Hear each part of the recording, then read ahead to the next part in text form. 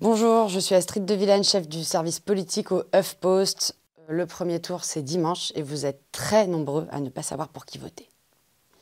Alors dans cette vidéo, on va essayer de vous donner quelques conseils. Évidemment, je ne vais pas vous dire pour qui voter, vous êtes libre, mais voilà quelques pistes pour ne pas paniquer.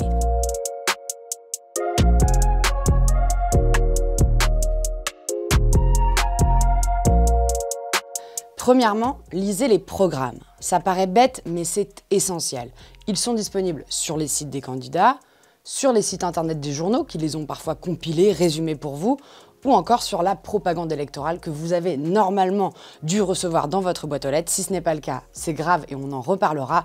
En tout cas, sachez qu'elles sont toutes en ligne, disponibles à cette adresse.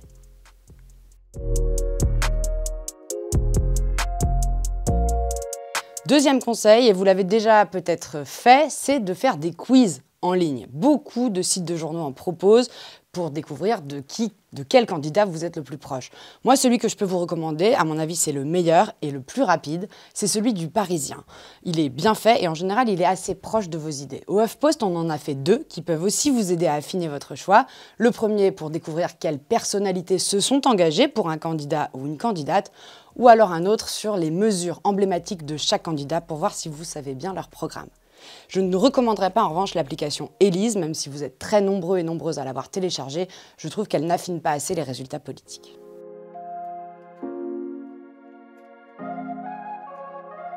Et puis le troisième conseil, et à mon avis c'est le plus important, faites-vous confiance et ne vous laissez pas influencer. Je ne sais pas si vous connaissez le mythe de Méduse dans l'Antiquité. Méduse, si vous la regardez dans les yeux, elle vous pétrifie.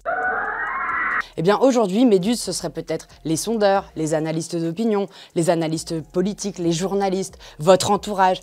Essayez de faire votre choix en toute conscience. De toute façon, ce sera le bon. Personne ne peut prédire le résultat de l'élection présidentielle. Personne ne peut savoir combien de gens vont aller voter et vous ne pouvez pas non plus savoir pour qui va voter votre voisin. Alors que ce soit par plaisir, par conviction, par utilité, par non-utilité, par raison, tous les choix sont acceptables. Donc faites-vous votre opinion et allez-y tranquillement.